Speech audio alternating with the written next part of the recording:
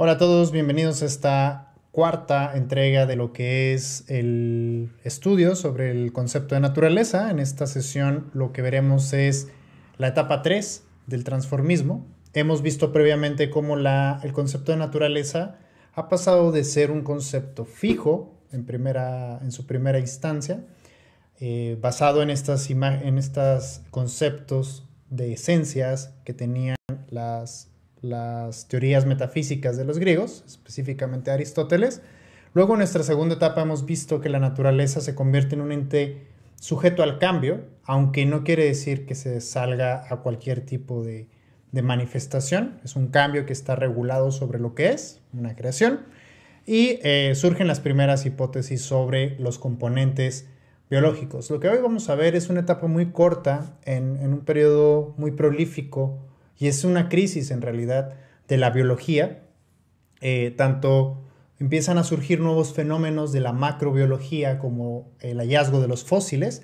Existe el primer tratado de los ingleses por tratar de explicar por qué existen seres o existieron seres parecidos a un dragón o interpretados como un dragón. Esta idea de dinosaurio pues es creado por un especialista llamado Richard Owen, que es la persona que inaugura el concepto de dinosaurio, y es un intento por saber por dónde viene la extinción. Y la otra pregunta, esas son las preguntas de la macrobiología, surgen apenas los primeros indicios de los microorganismos.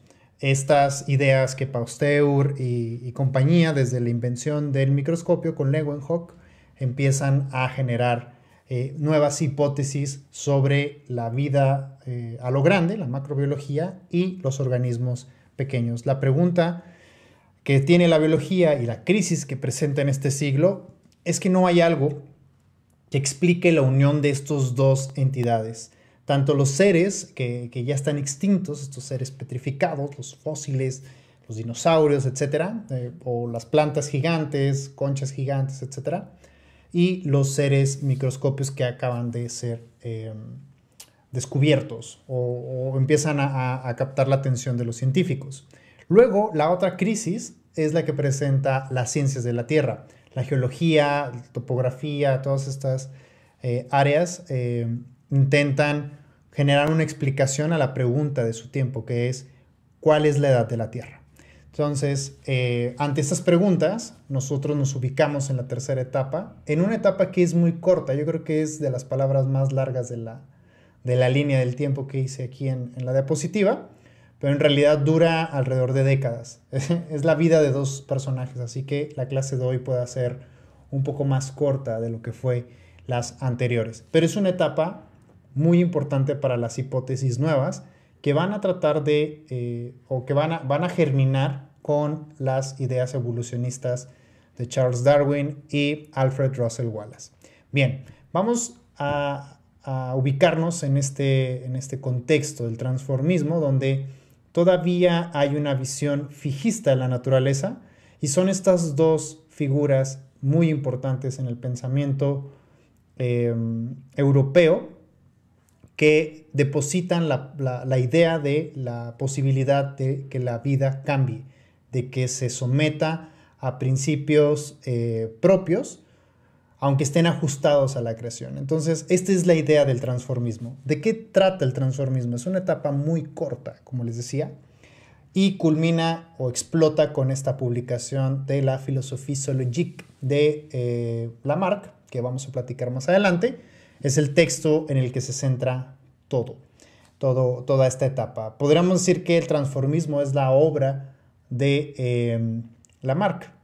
Pero bueno, ¿qué características tiene esta etapa? Bueno, la primera es que es una etapa crítica a la concepción del fenómeno biológico. Está tratando de contestar estas tres preguntas que les había dicho. La relación de la micro y de la macrobiología, contestar qué es la extinción y también, bueno, la edad de la Tierra que les había comentado. Esas tres características que vimos en el inicio es la crisis. Cuando dice etapa crítica es porque hay en la biología una crisis muy grande sobre tratar de entender cómo funciona la vida en general. Es decir, parecía que había teorías para cada cosa y no algo que lo unificara. Y es de donde sale la idea del transformismo. El transformismo, dice, es la hipótesis del cambio y una respuesta al problema función-rasgo. Recuerden que en el catastrofismo eso es lo que empieza a ocurrir. Con esta hipótesis de las razas o de la degeneración y generación, pues existe la idea de que los seres vivos tienen atributos porque cumplen cierta función muy específica para que tengan ese atributo. Por ejemplo, pensar que los leones tienen garras muy largas y afiladas porque las utilizan para cazar. Todos tenemos una noción, una relación de causa y efecto, atributo, función, algo así. Entonces el transformismo trata de contestar esta hipótesis que veíamos en la hipótesis de la raza y la degeneración de seres. Recuerden que las preguntas que tienen en la etapa anterior en el catastrofismo pues son obra del contacto con otros humanos, del contacto de humanos europeos con humanos en otras partes del mundo, con características fisionómicas diferentes. Ya sabemos todo lo que pasa con esta noción del racismo. Terrible. Bien, la última característica dice, la naturaleza es una entidad cambiante que sigue pautas de la simpleza a la complejidad. Esto es una nueva idea. Ya lo habíamos visto con la degeneración, con la idea de la pureza. La pureza se ve como este culmen en el que esta entidad en la que somos actualmente y que pues muestra perfección o completitud. O sea, ya no se puede modificar más porque somos el punto que está al final de la gran cadena del ser. Sin embargo, el transformismo deposita la idea de que la naturaleza sigue un patrón de lo simple a lo complejo. ¿Ok? Esa es una idea que incluso nuestra mente, nuestra cognición, batalla como para entender su funcionamiento. O sea, nosotros vemos que tiene mucho sentido pensar que algo va de lo simple a lo complejo, ¿verdad? No sé, es algo que nuestra mente está sesgada a pensar que las cosas son así. Causa, efecto, ¿no? Algo chiquito termina en algo grande. Y de hecho pensamos que sucede de esa manera, pero vamos a darnos cuenta en la siguiente etapa que estábamos muy equivocados. Y que en este contexto, la transformación es algo muy inherente a cómo pensamos. Es decir, ¿por qué no pensar que las cosas tienden a ir de esa manera? Los dos autores que vamos a revisar en esta etapa, el primero es Erasmus Darwin. Es el primer Darwin que vemos en la materia y pues representa al abuelo de Charles Darwin. Los Darwin son una familia muy interesante. Se han escrito ríos de tinta en la historia de la ciencia sobre la importancia de la educación y la perspectiva política que tenían los Darwin sobre pues el sistema político y la naturaleza misma.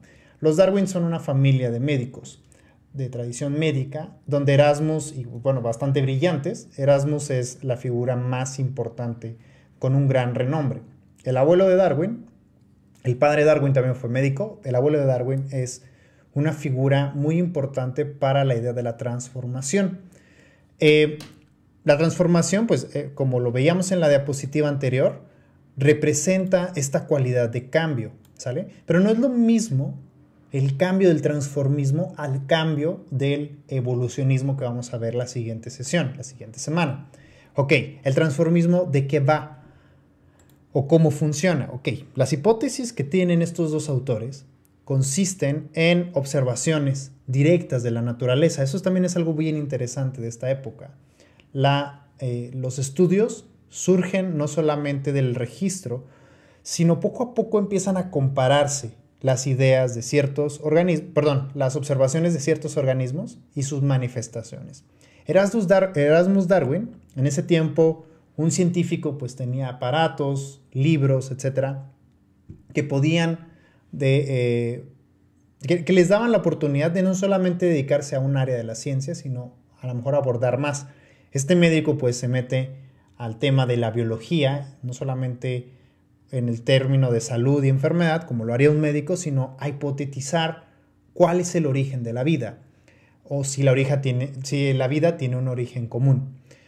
Todas estas ideas de Erasmus Darwin provienen de principios experimentales. Antes de continuar con esto, hay un dato ahí que tal vez la fecha de nacimiento esté mal porque no se ha corroborado Se tienen dos fechas de nacimiento de Erasmus Darwin por los papeles y los cambios de calendario de la época. Es común que digan que es de 1714, creo, o 1731.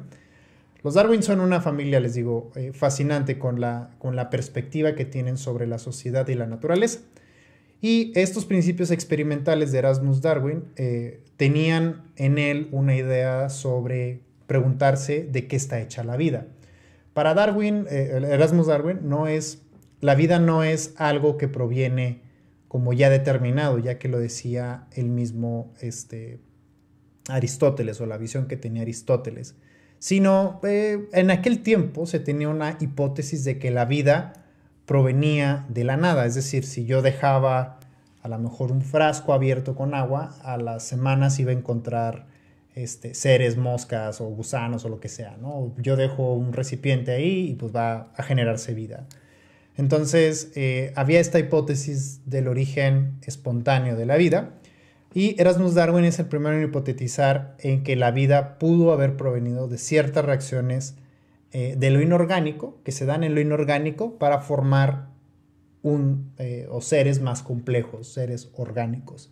Esta idea de lo simple a lo complejo proviene de uno de los postulados de Erasmus Darwin. Es muy parecida a la idea aristotélica de la gran cadena del ser. Sin embargo, estos principios, según Erasmus Darwin, aplica a toda la vida.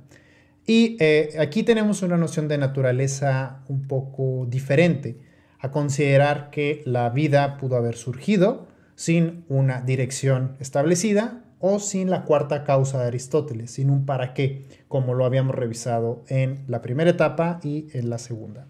En esta tercera etapa del concepto de naturaleza, nos estamos desprendiendo un poco de la causalidad aristotélica. ¿Qué quiere decir esto?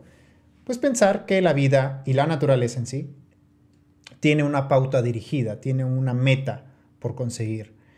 Y obviamente esto representa la cuarta causa de Aristóteles, la causa final, un para qué. Pensar que la vida surgió de algo inorgánico o de la combinación de algo inorgánico fue algo muy llamativo para la época, pero poco investigado. Recordemos que esta teoría es la que más se aproxima al acierto de la creación de los aminoácidos y los ácidos nucleicos que pues, están en nuestras cadenas de ADN. Entonces es una hipótesis innovadora, pero que tiene un sustento difícil de sostener, ¿ok? Bueno, vamos con el personaje que tenemos que platicar. Esta es una biografía o la biografía de Monet, de Antoine Monet, que se le conoce como Lamarck. Normalmente lo ubican ustedes por sus clases como Lamarck. Es por un título nobiliario. Lamarck es un científico que trabajó como botánico real, francés, pero también se le conoce por ser un empresario y un terrateniente. Toda su vida pues fue como muy prolífica. Si ustedes calculan más o menos la edad que tenía a la publicación de su libro y su magna obra, pues bueno, pues ya estaba bastante avanzada su vida cuando publica Philosophie zoologique, que en este texto pues viene a cambiar no solamente el entendimiento de la época, en el peor sentido, pero sino también la vida de Jean-Baptiste Antoine Monet. Le vamos a llamar Lamarck para no decir todo su nombre. Lamarck enfoca una de las crisis más duras que tiene la ciencia, que es la relación entre las teorías científicas o el conocimiento científico, el corpus de la ciencia, y también las ideas de la sociedad, las creencias de la sociedad. Muchas veces pensamos que Darwin es el único que fue perseguido por sus ideas, que no fue tan, o sea, sí, ¿no? Es más la mercadotecnia que nos ha vendido que la gente estuvo persiguiendo a Darwin, que sí hubo una campaña en contra de Darwin, ya lo platicaremos, pero realmente quien sí le cambió la vida a publicar sus ideas científicas, pues fue a Lamarck. Después de esta vida privilegiada burguesa que tenía Lamarck, una vez que publica su tratado de biología, este texto, su vida cambia de un día para otro. ¿Qué pasa cuando publica este libro? Bueno, conmociona a la sociedad francesa e inglesa y es condenado, o sea, no condenado con alguna pena, pero hay un desprestigio y una marginación, es decir, su texto es interpretado no como una obra científica, nunca se discutió con evidencia, sino más bien a la sociedad de su tiempo le pareció aberrante la idea que publicaba Lamarck en este texto. Lo que contenía este texto es la hipótesis del cambio en la naturaleza, la transformación. Es decir, Lamarck consideraba que los organismos iban pasando de una simpleza a una complejidad y su desarrollo iba relacionado con la acción de sus órganos. ¿Qué quiere decir esto? Lamarck pensaba que los organismos tenían una variable que es la del esfuerzo. Es decir, si un organismo se esfuerza, va a empezar a sofisticar un órgano. ¿Ok? Entonces, vamos a ver de qué trata este texto. Bueno, vamos a terminar la historia de Monnet como la biografía, la semblanza que tenemos de él. Lamarck es un autor que su teoría le costó la muerte en la pobreza. Estas ideas chocaron con las creencias de la sociedad de su tiempo, una idea aberrante de que la naturaleza tuviera estas pautas. Tratemos de considerar el pensamiento fijista, creacionista y teológico de la época, pues las ideas, aunque Lamarck es un creyente, pues es un hombre de fe, las ideas que plasma en este texto no son interpretadas de esta manera. Son interpretadas como una blasfemia al entender que la naturaleza ya está hecha. Para el tiempo de Erasmus Darwin y Lamarck hay un ejercicio muy común que hacían los biólogos para demostrar la cuarta causa de Aristóteles, que se le conoce como el argumento del reloj.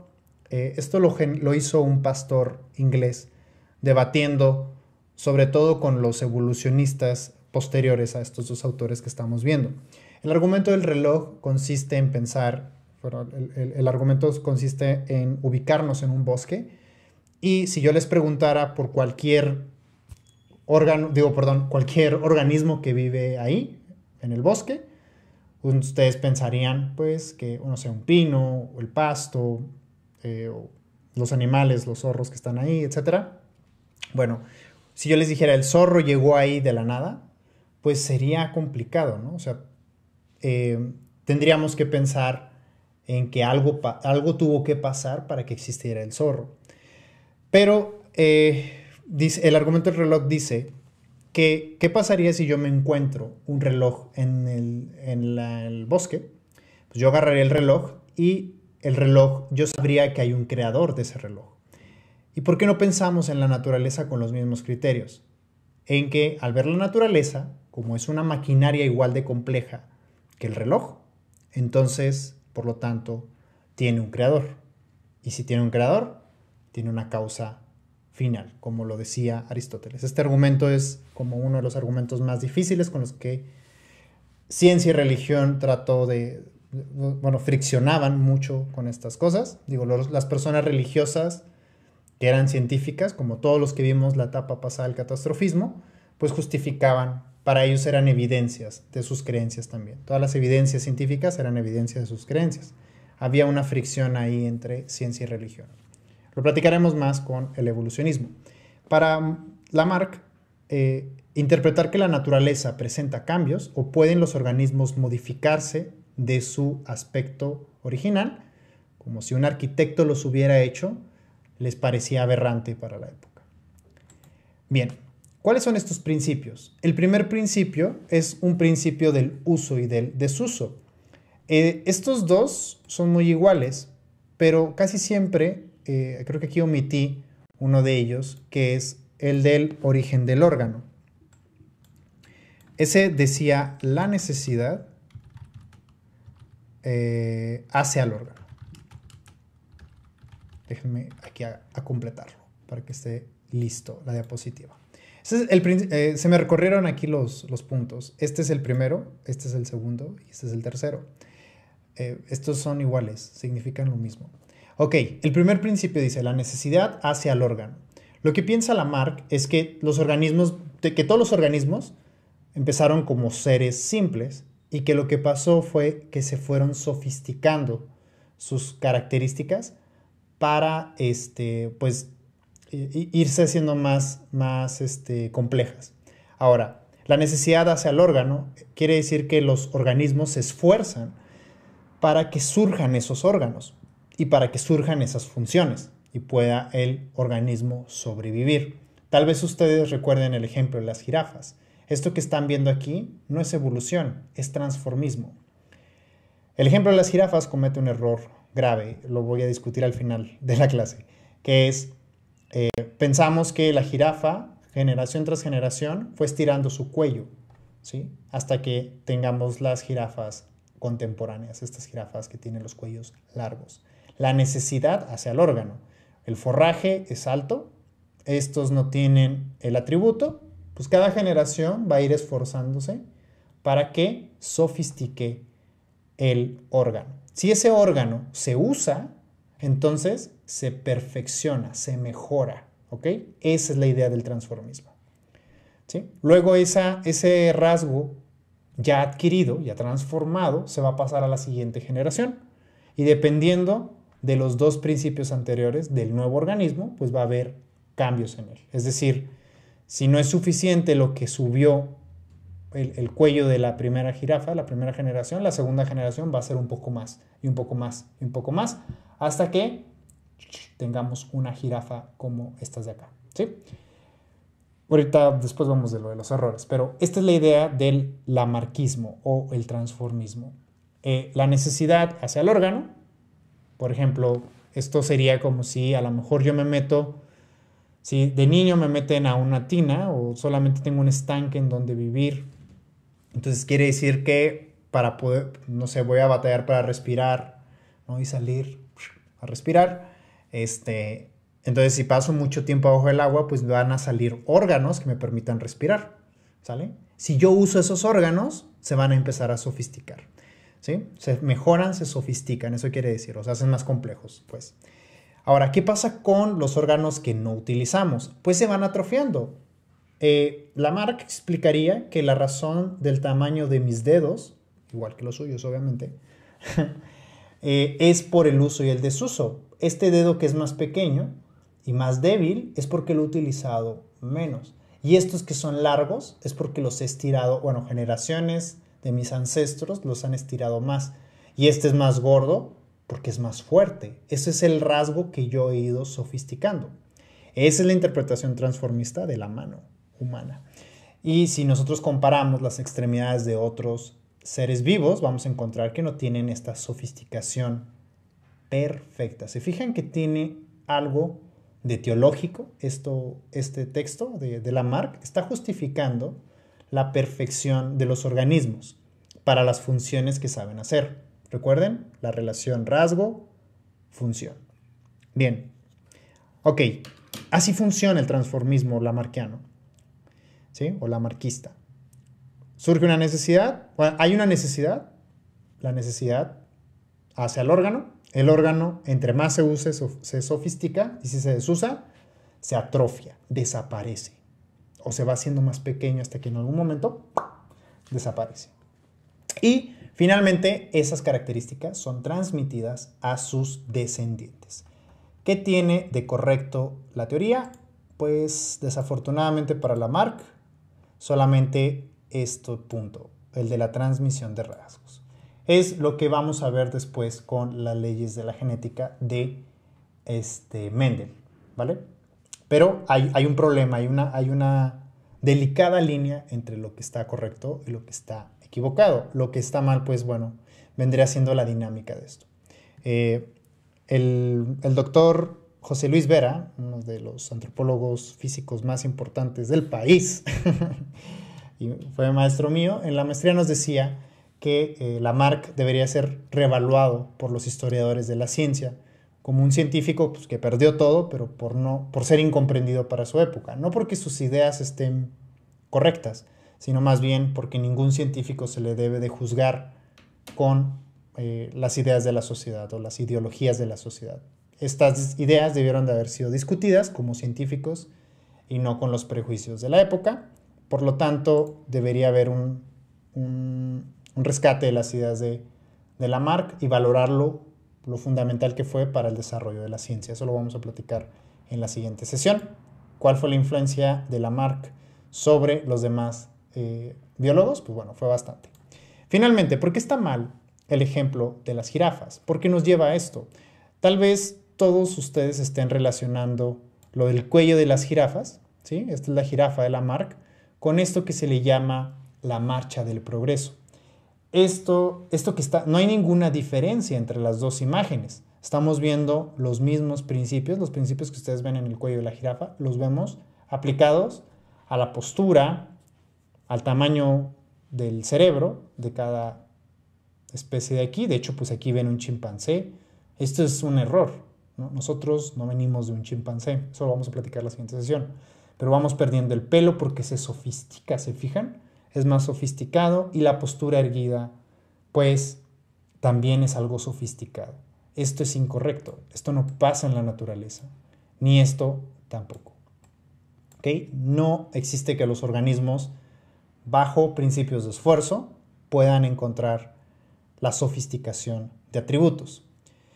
Y para reflexionar ustedes con este final de clase, pues si tenemos estas ideas en la cabeza, digo, no los culpo, esto es obra más de una mala didáctica de la teoría evolutiva. Por lo general la teoría evolutiva es muy mal enseñada porque se considera que pues tiene algunos tintes o se cree que da cierta comezón hacia las creencias religiosas o inquietud, ¿no?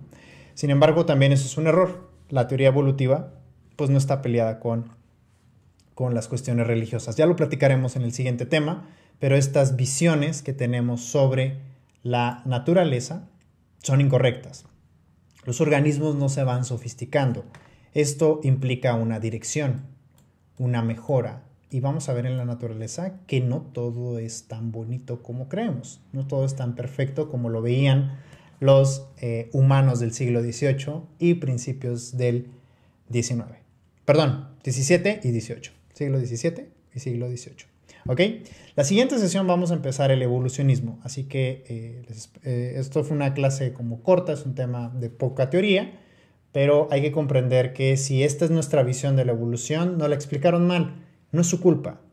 Los maestros de secundaria, por lo general, no tienen tan bien ubicado el tema. Bueno, es posible. A lo mejor tuvieron un gran maestro de biología como el que yo tuve en la secundaria o en la preparatoria, pero la teoría evolutiva es una de las cosas que más se omiten de la buena enseñanza de ciencia. Entonces, espero que estén bien, les mando un saludo y nos vemos la siguiente sesión.